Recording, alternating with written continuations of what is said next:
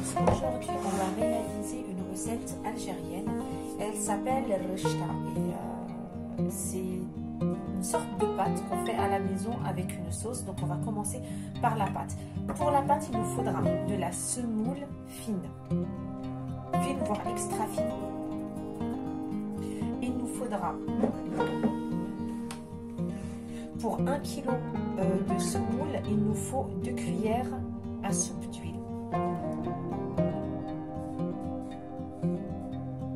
Moi j'ai 1 kg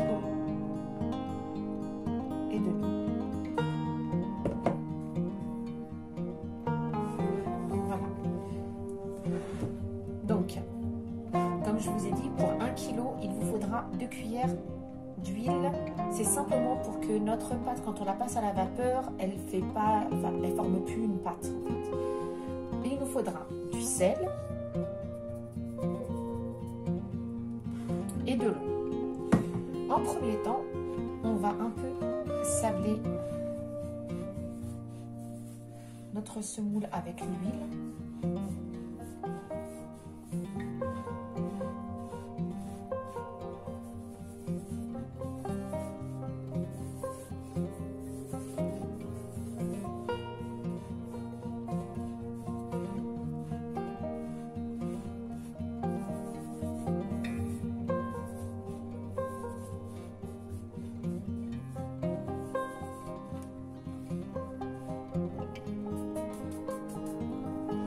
Comme ceci, comme ça vous voyez mieux, comme ceci, et on va commencer à arroser avec notre eau.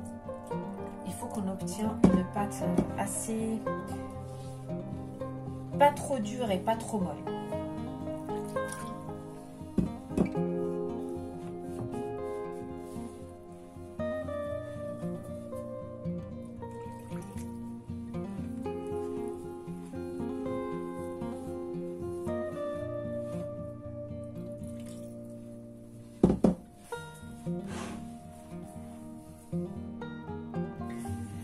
Une fois l'obtention d'une pâte comme ceci, ni trop dure ni trop molle, on va la mettre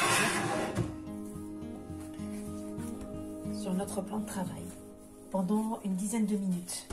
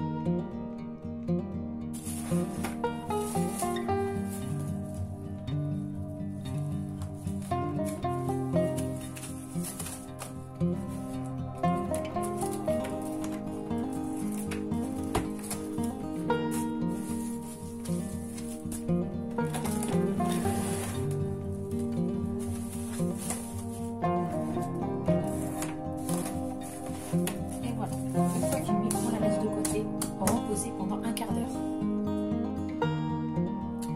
Et voilà, donc pour la sauce, il nous faudra, pour la sauce de la rechta, il nous faudra 2 gros oignons hachés, il nous faudra du persil, des pois chiches, des navets lavés et coupés, de la courgette lavée, coupée, et j'ai mis du sel pour justement lui donner plus de goût qu'après on va rincer, donc on la mettra à la fin. Il nous faudra bien sûr de la viande. Vous pouvez la faire au poulet, il n'y a aucun problème. Pour les épices, il nous faudra du sel, une demi-cuillère à café de cannelle, un peu de poivre,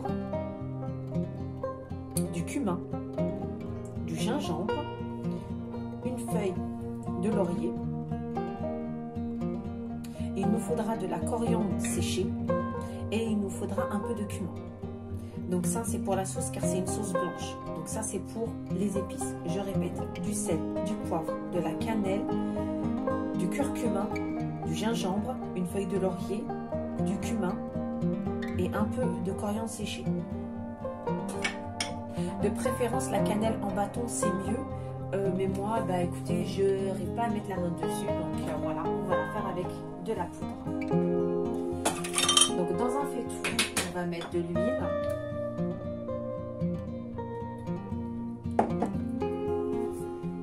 On va mettre nos oignons.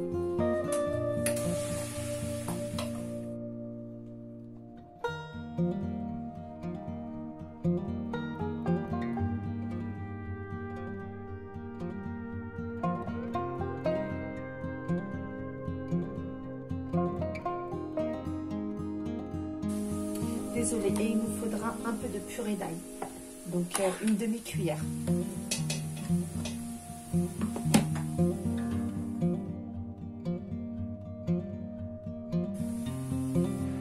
Et voilà, une fois que nos oignons sont bien rissolés, on va y ajouter toutes nos épices.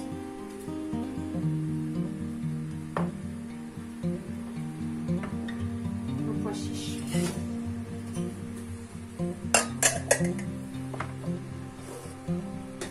Navet et le persil. On réserve les courgettes une fois que tout soit cuit, on les réserve de côté.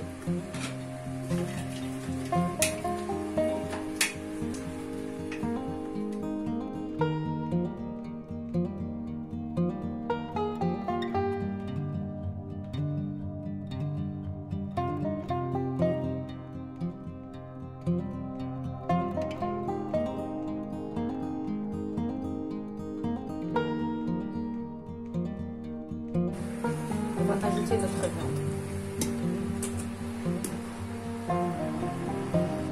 Une fois qu'on a ajouté notre viande, on ajoute un tout petit peu d'eau, mais vraiment un tout petit peu, et on laisse tout ça rissoler tranquillement. Une fois tout a bien rissolé, on va mettre de l'eau chaude et on va fermer notre cocotte.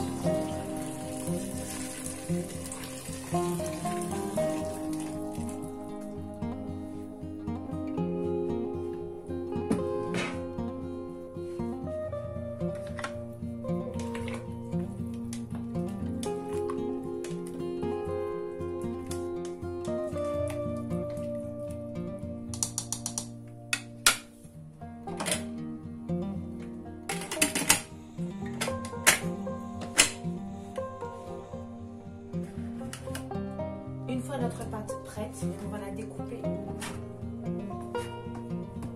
en petits morceaux. On utilise la maïzena pour que la pâte puisse sécher.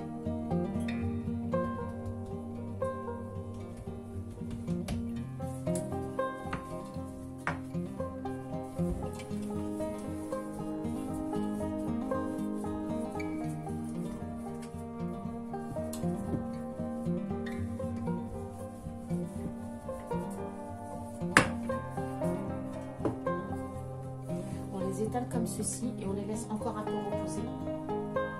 Et il faut qu'on prépare notre appareil à pâte.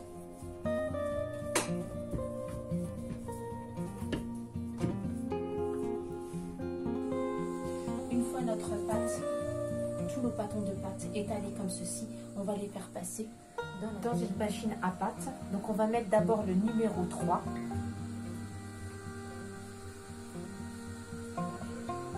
Comme ceci.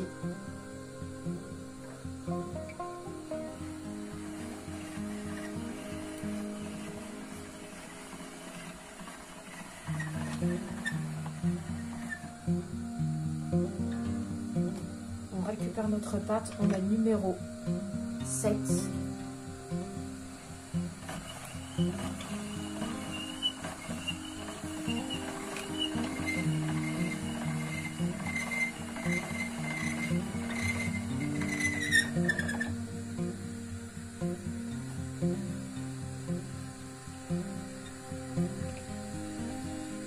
Encore l'affiner dans le numéro 9.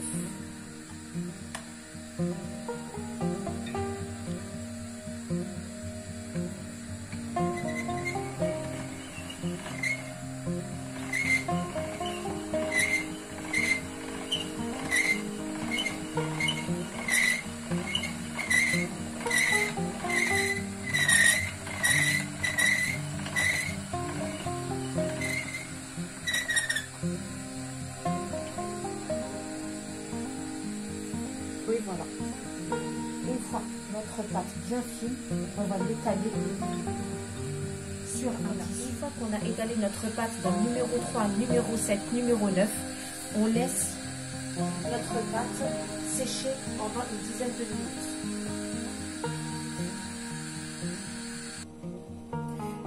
Et voilà, une fois notre sauce cuite,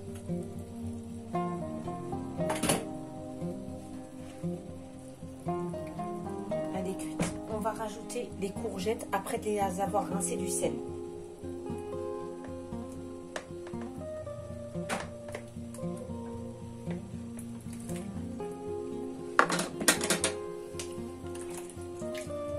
On les rajoute et on laisse ça à feu doux.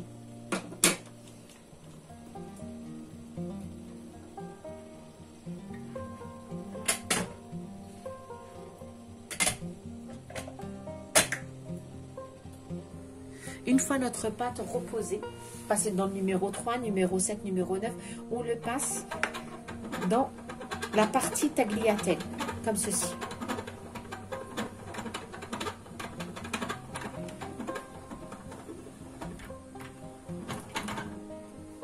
On passe environ 2 morceaux à 3 morceaux de pâte qu'on va faire passer, qu'on va faire cuire à la vapeur. Mais il faut vraiment mettre des petites quantités à la vapeur.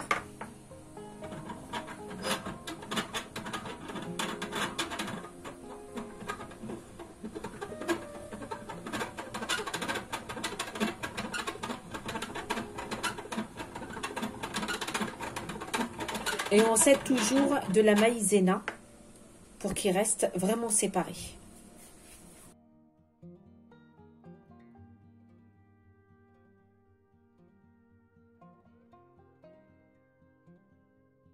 Là, une fois notre couscoussier avec l'eau chaude, on prend notre pâte comme ceci, par petits peu.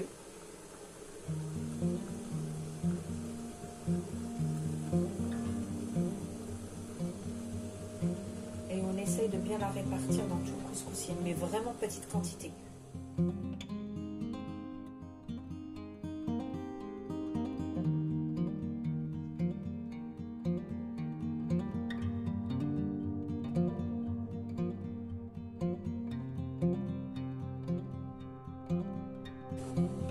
Une fois qu'elle est passée à la vapeur, on essaye de l'ouvrir tant qu'elle est chaude.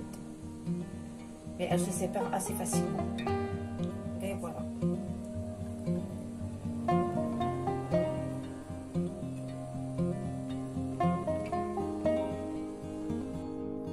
Et voilà, une fois nos pâtes cuites et la sauce, on le dispose comme ceci sur le plat. Comme vous le voyez. Et voilà nos pâtes. Ça ne colle pas. Ils sont tous séparés, ils sont arrosés avec la sauce. Sur ce, je vous dis bon appétit, à la prochaine vidéo.